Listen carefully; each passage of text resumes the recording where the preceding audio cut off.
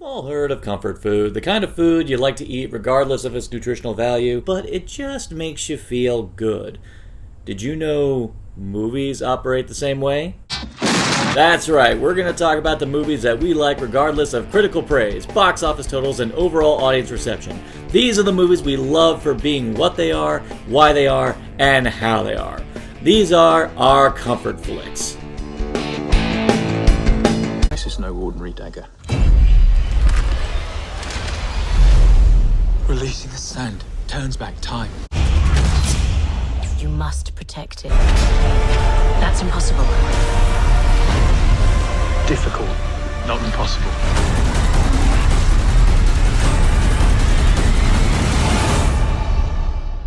And welcome back to another edition of Comfort Flicks.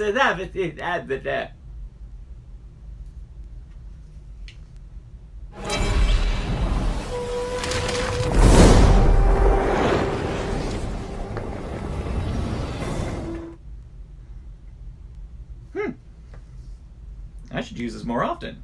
So before we begin, let us address the elephant in the room. The one thing that I know a lot of people have problems with regarding this film, and probably the main reason why a lot of them didn't go see it. Now, yes, they probably should have cast someone a heck of a lot more appropriate for the region, for the time period, than Jake Gyllenhaal. And yeah, would it have made the movie better? Possibly. But would it have also been a lot more respectful to the place to which they were portraying? Yeah, definitely. Does this mean I'm dismissing the movie outright? Of course not. That's why it's being featured on Comfort Flicks. And a lot of that is because, despite the fact that his casting may not have been the best move, I'm still going to give a lot of credit to Jake Gyllenhaal that he put a lot of work into this role, and he actually delivers a really decent performance. You can definitely tell that he is invested in the proceeding. And this was his first major go-around being an action hero character, and he threw himself into it, and he did his damnedest to be convincing in that particular role. So if there's any cons to this casting, I'm not going to attack Jake Gyllenhaal. And in fact, I'm not even going to attack the other white people playing Persians that are also in this movie, such as Toby Cabell and friggin' Richard Coyle. All of us in our time are visited by the Melty Man. What? Don't say his name, Patrick. Don't even think his name, or he will rise from the shadow dimensions to do his evil work inside your terrified pants. We do let Ben Kingsley stretch a bit because he is part Indian, but even then that's still, that's not technically Persia, I know that, but either way we seem to let Ben Kingsley go on this. And even Alfred Molina, even though he's definitely not from that region at all. Yes, it's something that they probably should have done better, but what we have, well, let's face it, they did portray Persia better in here than they did in 300.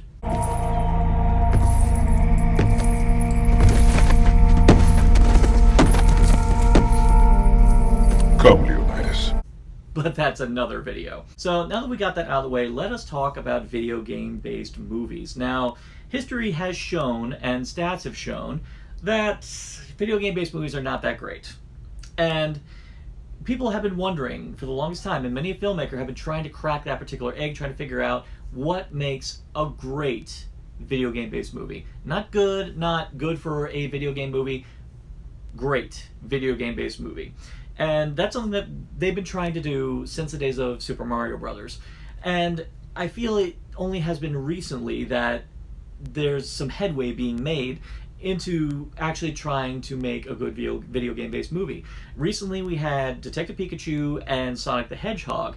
Now, again, they're not great, but given a lot of people's low expectations for these films, they actually turned out a lot better than we expected, and you can definitely tell they were made by filmmakers who love the franchise, but also at least had some idea of what it is to make a movie versus making a video game-based movie. But of course, if you want to talk about the best video game adaptation that's been coming out in recent years... Cypher, do you have my back? Always.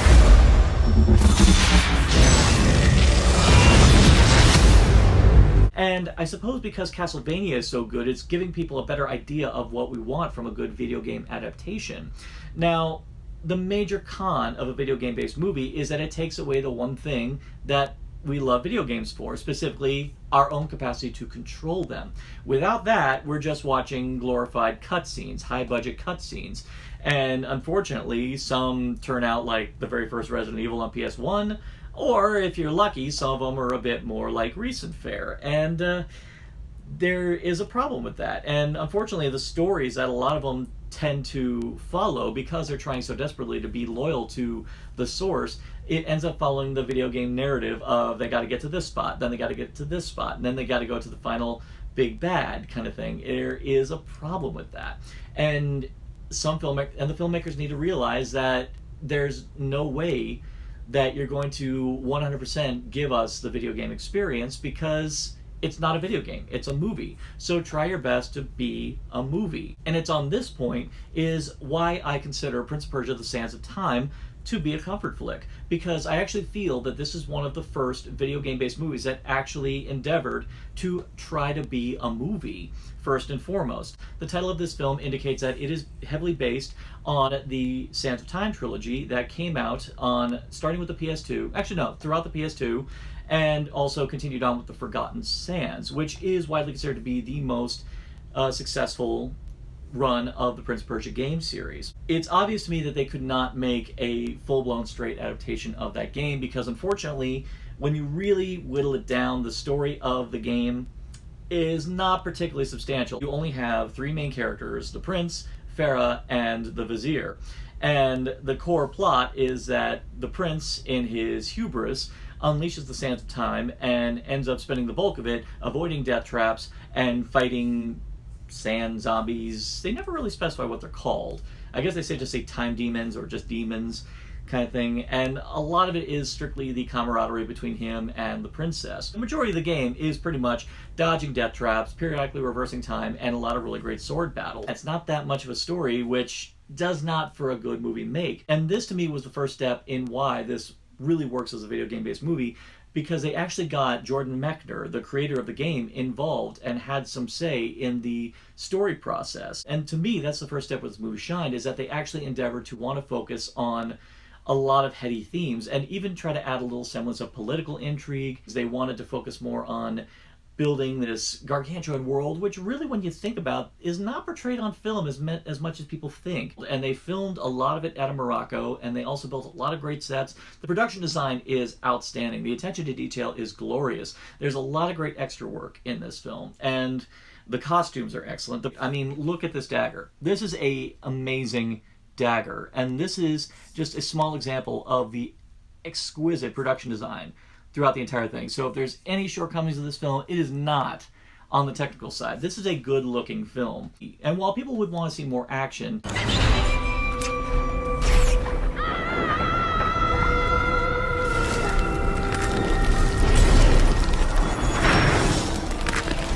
the thing for me that I actually really enjoyed seeing in this film was the idea that they were trying to flesh out the character of the prince. Because even in the games, they never really do much to build on that character. I mean, let's not get started on the game that Nolan North voiced as, well, Nolan North.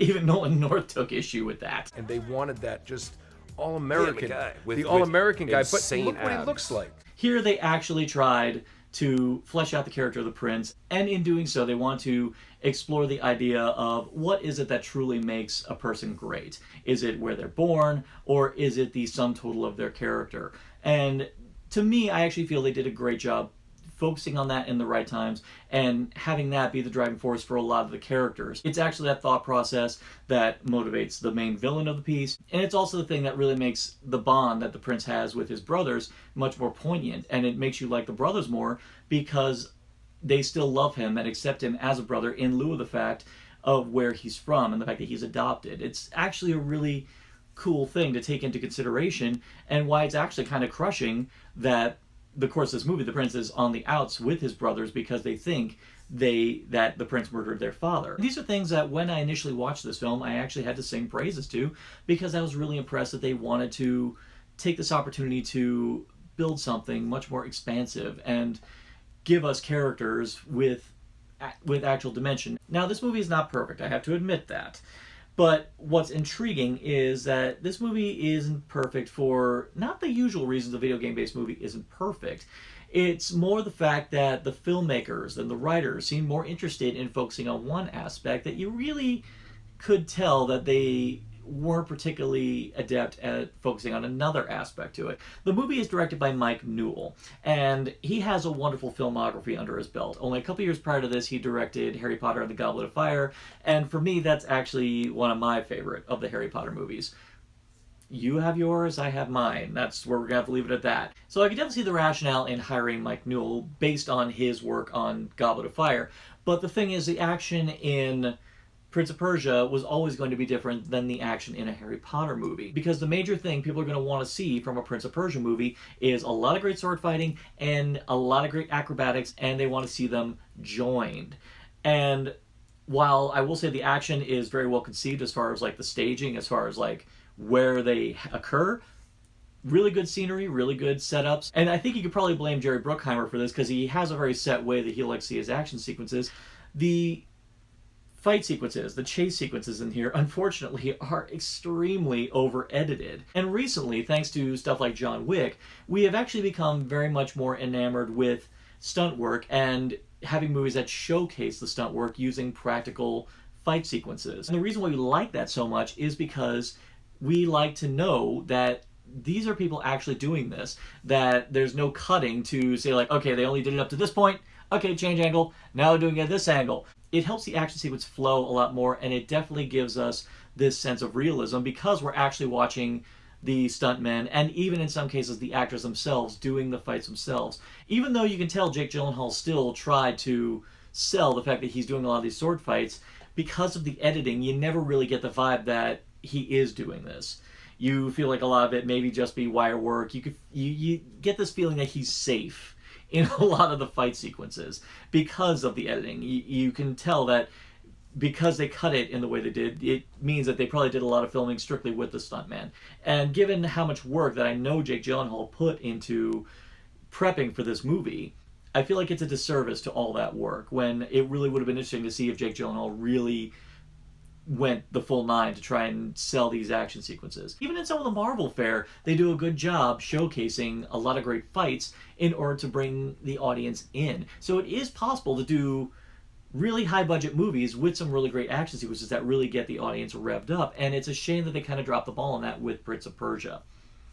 Another thing I have to sing praises for as far as the screenwriter's attempts to really immerse us in this world is that they actually did mine certain aspects of Persian history in order to make them a pivotal character in the course of this movie. I'm actually talking about the SANDS. This is actually one of the rare times where the henchmen actually outshine the main villain of the piece, principally because they're very striking and they do a really great job showcasing their skill set. There's a montage where they're introduced where you see all of them practicing their particular skill set. You have one that's proficient with snakes, you got one that's pretty much made of knives, you've got another one that has these really wicked cat of nine tails. Immediately they establish why these guys are a bona fide threat. And it's a really good thing they do. They make sure that the henchmen are at the very least a formidable threat for the main character, because once it's revealed who the main villain is, you know that pretty much as soon as they're out of the picture, it's going to be all downhill from here.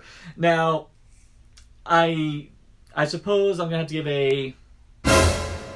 But let's face it, they cast Ben Kingsley. He's the bad guy. And it's sad because the movie actually does make an attempt to try to focus on Richard Coyle's tusks to be the main villain. But be honest, you cast Ben Kingsley, audiences are always going to gravitate to the idea of him being the villain because Ben Kingsley has played great villains. Why don't you just put the cigarette out? What's that, Sancho? You want me to cut your hands off, use it as an ashtray? Yeah, I'll put it out, providing you're prepared to let me stub it out on your eyeball. I'll put it out. Agreeable? Oof. He's freaking crazy in that one. But you watch him in this movie and you're going, I have seen you do better. I have seen you do way better than this. Not that he's not giving it all, it's just you feel that he's confined because he's played vastly more complex villains, that he wasn't able to really give it more than what he's given with the way the character is written and as far as his motivations. He does his damnedest, but you can only do so much, and I think that's probably the shortcomings of this. And it doesn't help that because he has such a sterling career playing baddies, that you look at it and you could see Ben Kingsley and you're immediately going, bad guy. Honestly, it would have been cooler if they cast an actor who, in his repertoire, is much more known for playing good characters, and to give him a chance to play this bad guy, because you can tell they would probably relish the opportunity to get to play this bad guy. I mean, a good example was Jim Broadbent in Hot Fuzz, where normally we see Jim Broadbent, he's always a big cuddly teddy bear of a guy, but in that movie, man, did he pull out the stops. You could tell he really was stoked to be playing a bad guy. Sorry I spoiled Hot Fuzz, but if you haven't seen Hot Fuzz, shame on you. I know that's cruel, but why haven't you watched Hot Fuzz yet? Would have been cool if they cast Nizam with an actor who dominantly plays very benevolent characters, because then it would have blown our minds, especially given the way Nizam is written before the big reveal. They probably could have played him much more good-natured, much more sweet-natured, that it really would have crushed us to see the character be bad. It would have been excellent. But the problem is, when you cast an actor like Ben Kingsley, we get it. If you had cast Gary Oldman, it would have done the same thing, and that's the major problem here. You still feel the effort that's put into this film as far as trying to elevate it beyond its roots, not to make it just be a video game-based movie, to actually make it this grand epic. And I will say this to Jerry Bruckheimer, he's good at epics. If there was any video game franchise, which I would have loved to have seen, this big, sprawling, epic smorgasbord of adventure and romance and intrigue, you couldn't do better than Prince of Persia. It's a really good video game franchise, which I wish they could have done more with. Suppose, yeah, the thing that crippled its box office was the bad press regarding the casting, and the reviews weren't particularly shining, and I think a lot of it is just the fact that critics do tend to be somewhat dismissive of video game-based movies. And most of the time I'm definitely on their side, but this is one of those times where I actually have to put my hands up and say, no, they really put forth a lot of effort to make this feel much more like a movie. As a fan of the game, I was, yes, looking for a lot of things that I recognized from the game, but the movie did such a good job insisting that I more focus on the story of this film on its own terms, that I was able to step back and go, I'm enjoying this on its own terms. If I was a person who had not played the video games, I could definitely surmise that I would look at this and actually have a hard time pinpointing the video gamey aspects to it. And I don't really feel that this one gets enough credit on that level, that it actually was a vital stepping stone in the evolution of trying to find out what makes a good video game-based movie. And for me, that is why Prince of Persia: The Sands of Time is a comfort flick. Do you agree? Do you disagree? Do you think that this was a major misstep in the evolution of video game-based movies, or do you think that it was a vital stepping stone? Leave it all, comments below. And for more addictive content on Narcotic Casserole, simply like, share, subscribe, click. Thou shalt be served.